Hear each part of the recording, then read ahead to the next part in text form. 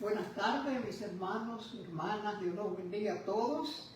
Hoy estoy yo, la pastora Josefina, con ustedes y vamos a tener una palabra. Siempre la palabra de Dios es buena porque Dios hace el efecto para lo que envió la palabra en ella, ¿verdad? La palabra siempre hace el efecto para lo que Dios la envía. Y vamos a orar para empezar. Padre bueno y Dios santo, te adoramos y te bendecimos, Señor, en esta tarde.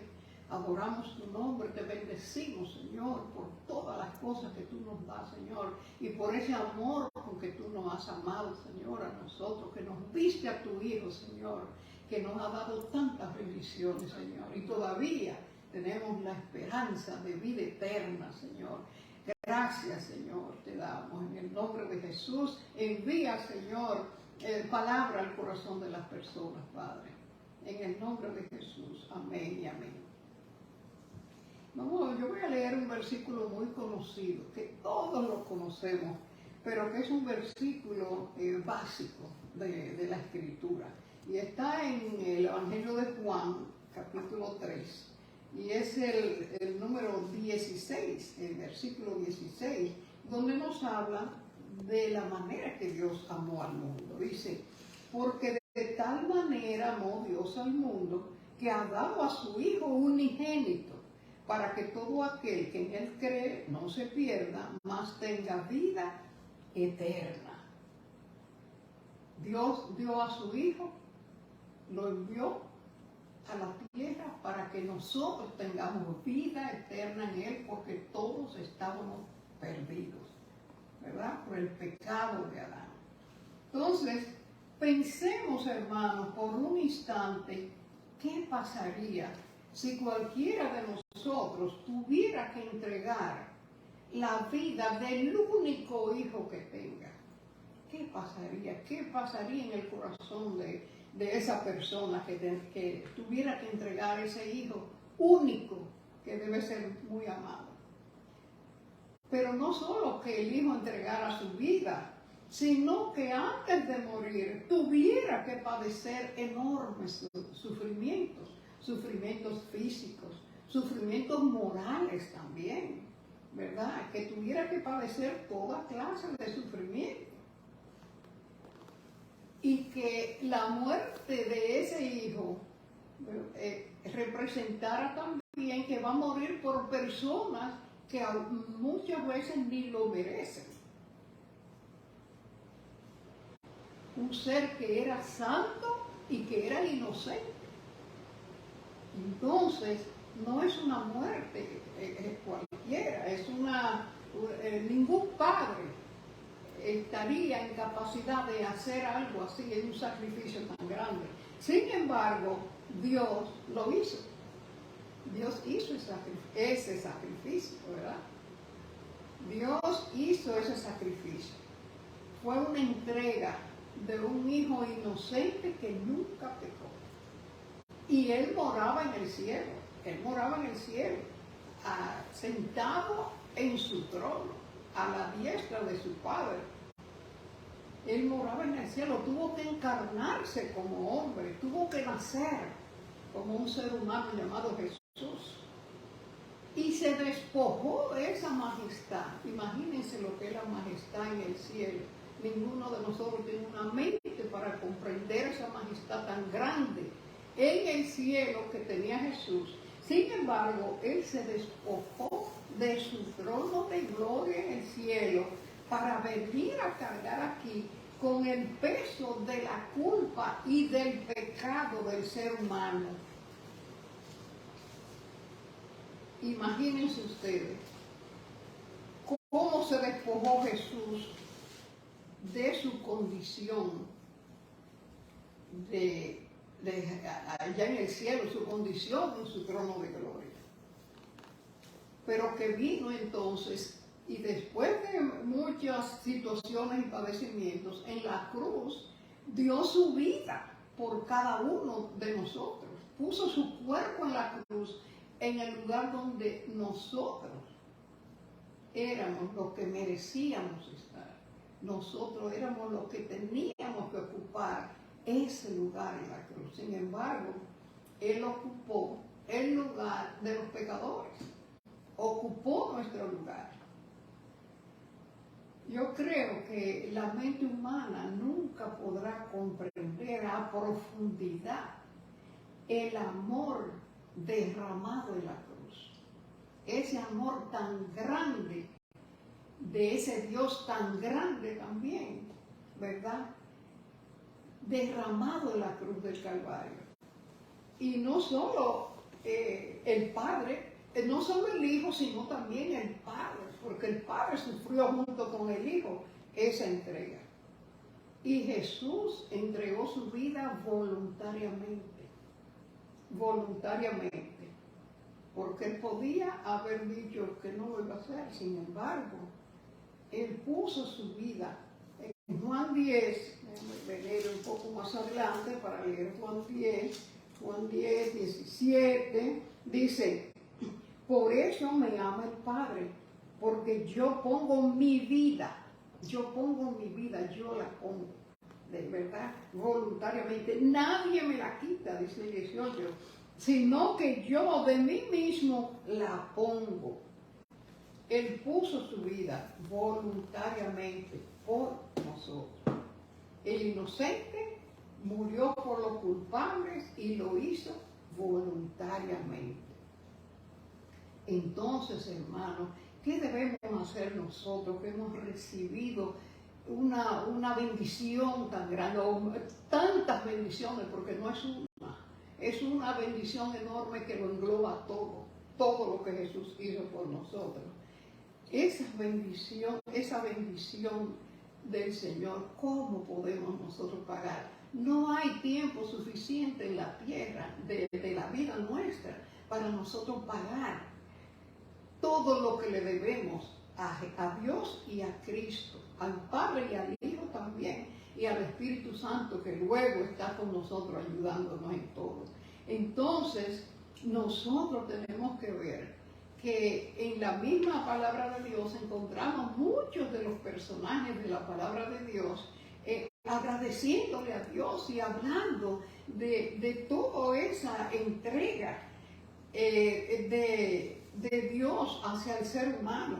Y el apóstol Pablo, vamos a buscar Efesios 3 para leer algo que el apóstol Pablo nos habla allí. Efesios 3, el 14 en adelante, dice: por esa causa, es decir, por ese amor que Cristo derramó en la cruz por nosotros y por todo lo que hizo por nosotros, por esa causa doblo mis rodillas ante el Padre de nuestro Señor Jesucristo. Él ora ahora por nosotros, los creyentes, para que sean plenamente capaces de comprender con todos los santos cuál sea la anchura, la longitud, la profundidad y la altura, y de conocer el amor de Cristo. El apóstol Pablo le ora al Señor para que nos dé a nosotros la capacidad de poder entender ese amor tan grande. Ahí habla de anchura, longitud, profundidad, altura, y habla del tamaño enorme de ese amor que Dios derramó en nosotros a través de Jesucristo. Y él dice en ese pasaje que pide al Señor que nos permita comprender el amor de Dios que ha sido manifestado en Cristo para nosotros. Dice: y aquel que es poderoso para hacer todas las cosas mucho más abundantemente de lo que pedimos o entendemos, sea el poder que actúa en nosotros. Y a Él sea la gloria en la iglesia, en Cristo Jesús, por todas las edades, por los siglos de los siglos. Amén. Entonces el apóstol Pablo entendió esa clase de amor que Dios nos dio, y le pide que nos permita a nosotros comprenderlo, para que nosotros podamos entregarnos a Cristo, entregarnos a ese amor de Dios, y nosotros a su vez corresponder también con amor. Tenemos que enamorarnos de Jesucristo, tenemos que enamorarnos de ese ser que hizo todo eso por nosotros. Tenemos que tener un amor comparable al de Él, aunque Él es un ser tan supremo sobre nosotros, pero nosotros tenemos que agradecerle con todo nuestro corazón, ¿verdad? Y amarlo de esa manera. Estos versículos deben tocar la fibra más sensible de nuestro corazón para nosotros entender en esta vida el tiempo que tengamos vivo, para que podamos agradecer todo eso que Dios ha hecho por nosotros. Y es por esto, hermanos, que nosotros debemos hacer un esfuerzo grande por conocer a Jesús, por conocer a Dios. El mismo Dios nos dice: no se alabe el rico en su riqueza, ni el sabio en su sabiduría, ni el valiente en su valentía, sino alábese quien se tiene que alabar. Lo que es digno de alabanza es que nosotros, dice Dios, me conozcan y me conozcan y conozcan todo de mí, me entiendan, dice también, me conozcan al punto de que me entiendan, que entiendan por qué yo hago las cosas, que entiendan por qué yo digo las cosas, por qué yo les pido las cosas. Aquí en la palabra de Dios podemos ver claramente que la palabra de Dios no ha sido dejada para eso, para que nosotros podamos entender el actuar de Dios, para que nosotros podamos entender que Dios no actúa de una manera solo porque yo quiero que hagan esto, no, es por el bien de nosotros. Él no nos quiere obligar a las cosas, pero nosotros tenemos que entender que es por nuestro bien, y solo conociendo la palabra vamos a entender eso. Solo conociendo la palabra podemos entender por qué Dios actúa como actúa. Él dice que alabéis en conocerme y en entenderme, porque también solo conociendo a Dios y entendiendo a Dios vamos a poder amarlo, vamos a poder amar a Jesucristo y enamorarnos de Él, como dice la palabra que nosotros tenemos que hacer. Tenemos nosotros demasiadas razones para amar a Jesús. El Señor merece que lo amemos. Él dice en Juan 15, 9, un poquito más adelante, Juan 15, 9, nos dice el Señor, dice: como el Padre me ha amado, así también yo los he amado. Permanecer en mi amor.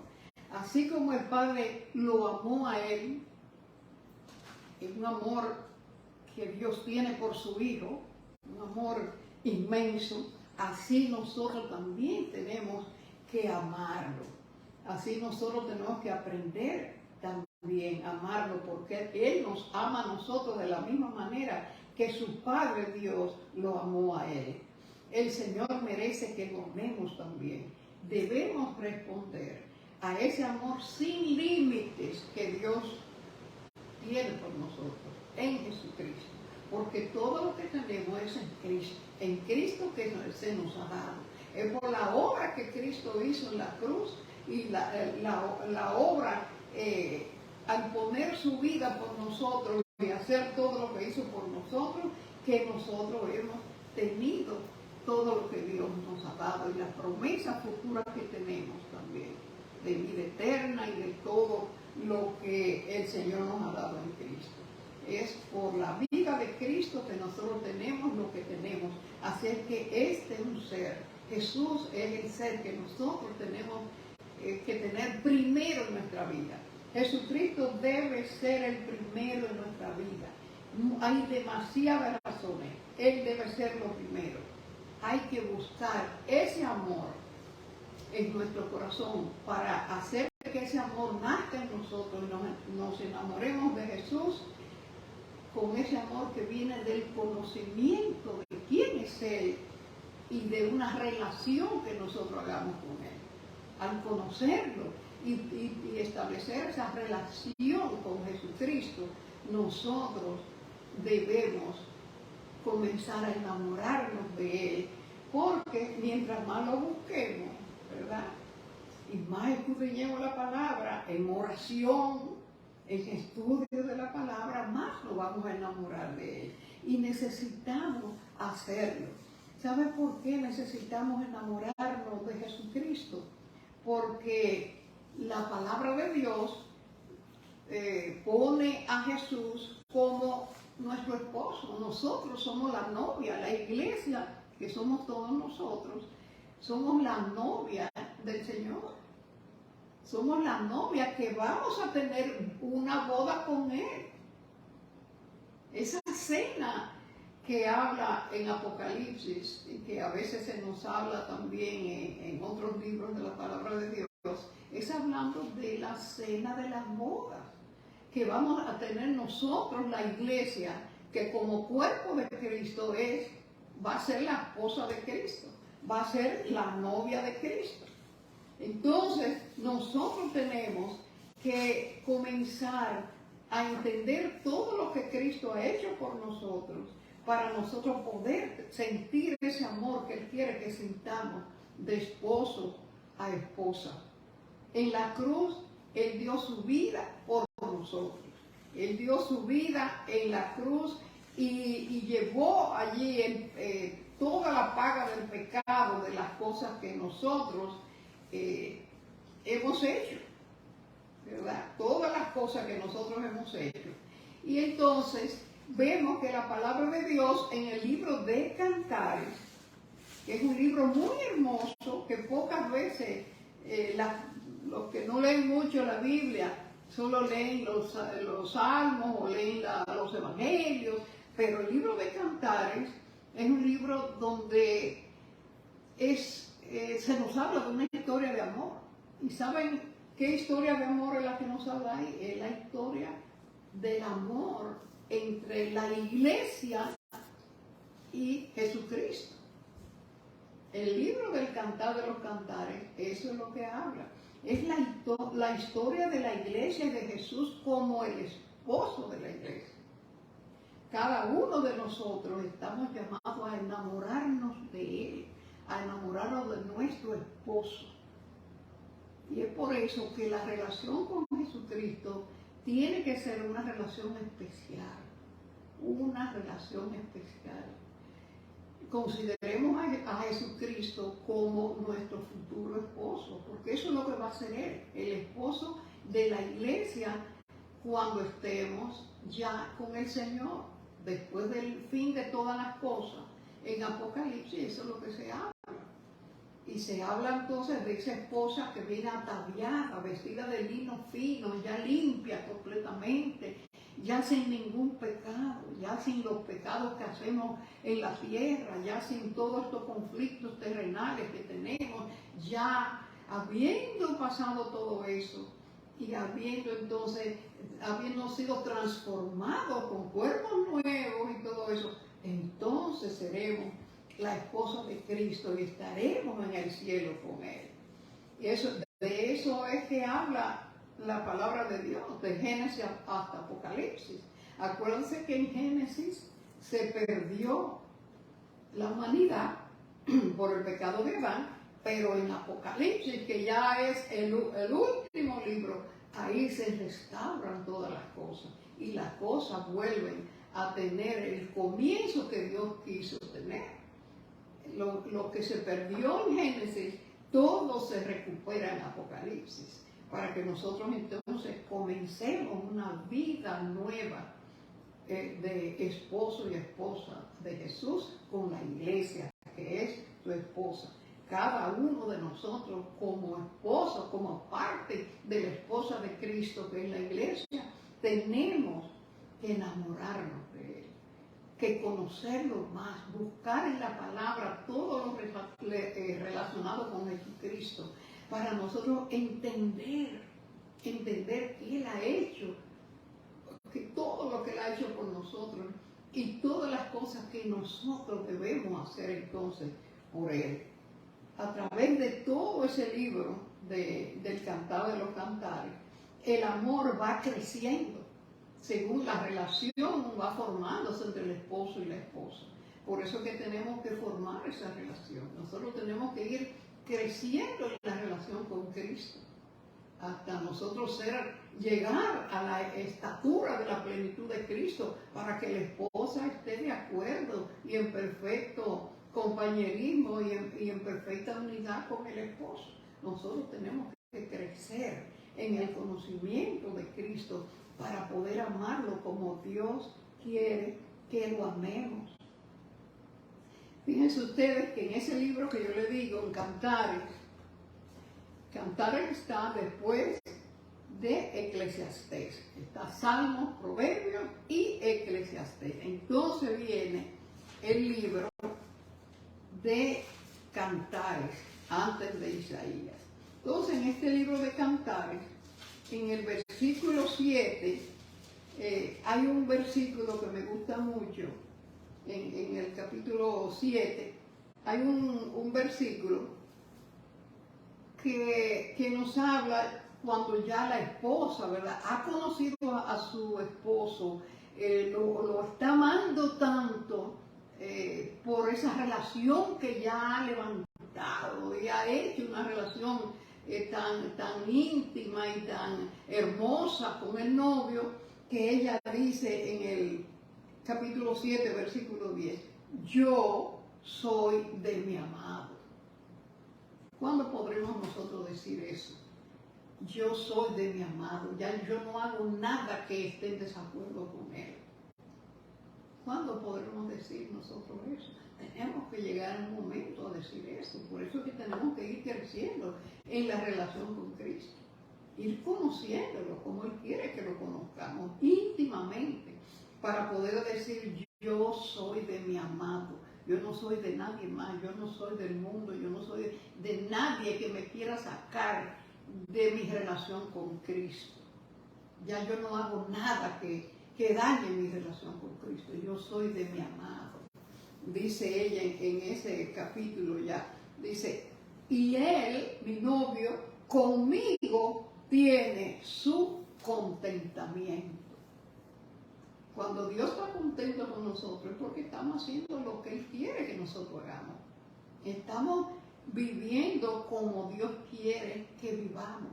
Porque solo el que ama, solo el que se enamora obedece.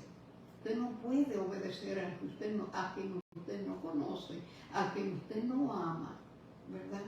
Y a quien usted realmente no está enamorado de él. Es solo de un ser que usted aprecie tanto que usted puede obedecerle, y obedecerle como Dios quiere que lo obedezcamos. Y es por eso que tenemos nosotros que hacer lo que Dios quiere que hagamos, hermanos. Tenemos que conocer a Jesucristo y hacer esa relación tan estrecha con Él, para poder hablarle como hablaba esta novia aquí en el capítulo 2, versículo 8. Ella sale corriendo porque oye la voz de mi amado, he aquí, Él viene. Ella sale saltando, contenta, ¿verdad? Eso tenemos nosotros que hacer con Jesucristo, tener un amor así, un enamoramiento tan grande, que el día que tengamos que ir a la iglesia el domingo, vayamos corriendo, ay, es la hora de ir a la iglesia, me voy a encontrar con mi amado, ¿verdad? Ese amado, porque yo soy de mi amado y mi amado es mío. Es una relación así que Dios quiere que nosotros tengamos con Jesús. Es una relación, yo soy de mi amado y mi amado es mío.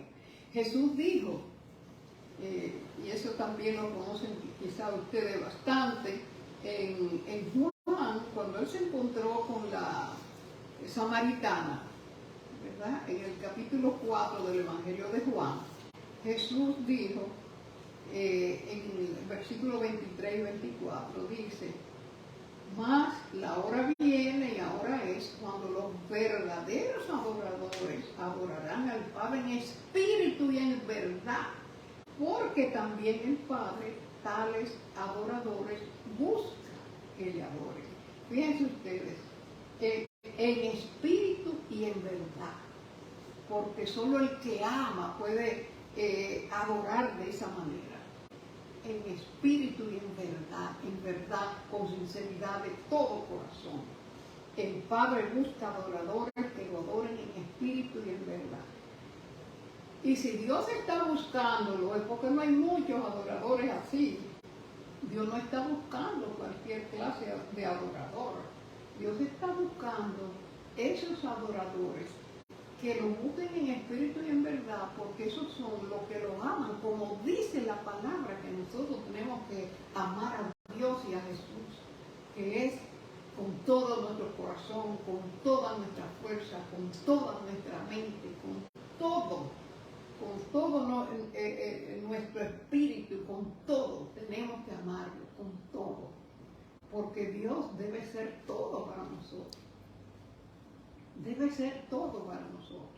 Nosotros perdemos mucho tiempo en las cosas del mundo y haciendo cosas que muchas veces nos apartan de Dios.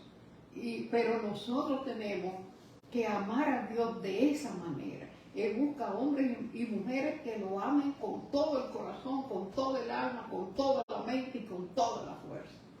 Y de ese amor es que el apóstol Pablo habla en 1 Corintios 15, 13, 1 Corintios 13. Es de esa clase de amor, ¿verdad? También hay otras personas que vemos, personajes bíblicos, que amaron a Dios de esa manera. Miren, por ejemplo, el rey David. El rey David amó a Dios de tal manera que escribió todos esos salmos, y hay algunos cuando son de alabanza a Dios o de agradecimiento a Dios, donde uno ve de qué manera amaba el rey David a Dios, ¿verdad? Por ejemplo, en el Salmo 42, que nos dice el rey David de qué manera él amaba al Señor. Dice aquí que él, como el siervo, poniendo como ejemplo al siervo, que es un animal, ¿verdad?, que muy sediento y que tiene que tomar agua, dice, como el siervo brama por las corrientes de las aguas, así clama por ti, oh Dios, el alma mía. Es de esa manera, de una manera desesperada, de una manera que si no tiene a Dios, le falta todo. Entonces nosotros también tenemos que amar a Dios de esa manera, ¿verdad? Y ese otro Salmo 84, donde él decía que es mejor estar en los atrios de Dios que 1000 fuera de ellos. Mejor un día en los atrios de Dios que 1000 fuera de ellos, andando por el mundo, buscando placeres en el mundo. Es mejor estar en la casa de Dios, aunque sea un día, ¿verdad? Entonces, hermanos, amemos a Jesucristo, enamorémonos de Jesús, enamorémonos de Dios, busquemos la palabra y pongámonos a ver toda esta belleza que tenemos aquí. Si ustedes buscan todos estos libros, van a encontrar despliegues de palabras preciosísimas, maravillas.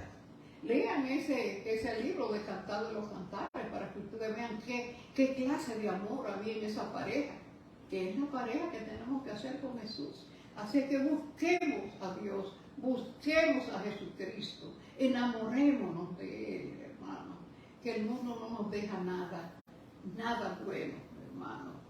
Así es que nosotros que tenemos en este mundo tantas situaciones, todo lo que nosotros tenemos, si tenemos una relación con Dios, todo va a pasar fácil, todo va a ser fácil, porque vamos a encontrar la manera de resolverlo todo. El mismo Dios nos va a ayudar a hacerlo todo, ¿verdad? Y va a hacer que las cosas sean menos, no hagan menos daño. Él va a encontrar la forma de consolarnos, de buscar la manera de resolvernos las cosas.